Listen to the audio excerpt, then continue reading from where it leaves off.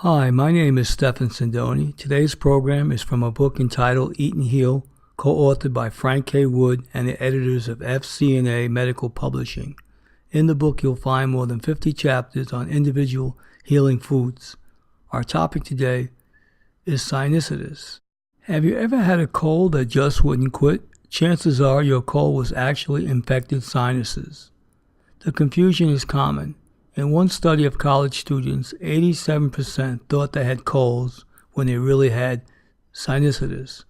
A sinus infection often follows a cold. However, so it's sometimes hard to tell when one ends and the other begins. Your sinuses are hollow spaces located above, behind, and below your eyes. Very narrow passageways connect them to the inside of your nose. They act like air filters, protecting your lungs by producing mucus that traps bacteria and pollutants. When you have a cold, the lining of these cavities become inflamed and swollen. As a result, says Dr. Robert S. Ivker, author of the book Sinus Survival, the mucus being produced in the sinuses cannot drain properly, and the sinuses become a breeding ground for bacteria. This can easily lead to a sinus infection. You'll know you have a sinus infection if you feel stuffed up and tired, if your face is tender and swollen, and if headache, pain, and pressure increase when you bend over. Thick yellow-green mucus is another sign. With a simple cold, the mucus is generally clear. Dr. Ivker has been treating people with sinus problems for over 30 years. In that time, he's seen sinusitis increase to epidemic proportions, and he places the blame on air pollution. Breathing smoke or fumes can trigger a bout with sinusitis, even if your sinuses are healthy. But if your membranes are already weakened by pollution, you're even more likely to get infections. This chronic irritation to nasal passages, Ivker believes, might lead to nasal allergies, a major cause of sinusitis. Fungi are another major cause of sinus problems. Researchers at the Mayo Clinic recently found 96% of those with chronic sinusitis in their study had one or more types of mold or fungus in their mucus. Ivker, however, hesitates to place all the blame on fungal organisms. He says it's normal to have them, candida or yeast, as well as good bacteria. In your nose, sinuses, and throat, they usually coexist in a harmonious balance, he says.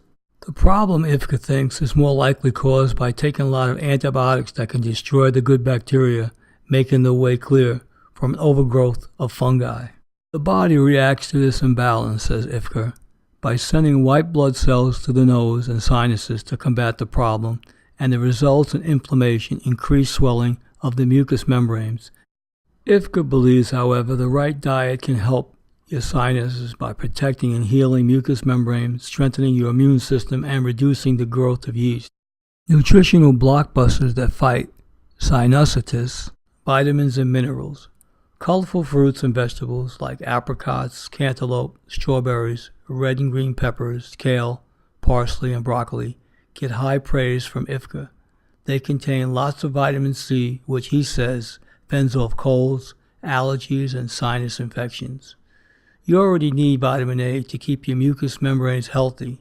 If you can eat carrots, sweet potatoes, mangoes, and winter squash, you'll get lots of beta-carotene, which your body converts to vitamin A.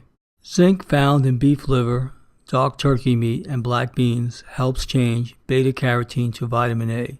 It also helps build up your immunity and reduce the risk of respiratory infections that can lead to colds. Ivker recommends vitamin E2 for preventing allergies and sinusitis, and its power, he says, is doubled when you get selenium with it. Whole grains grown in the rich soil of the United States and Canada provide both these nutrients.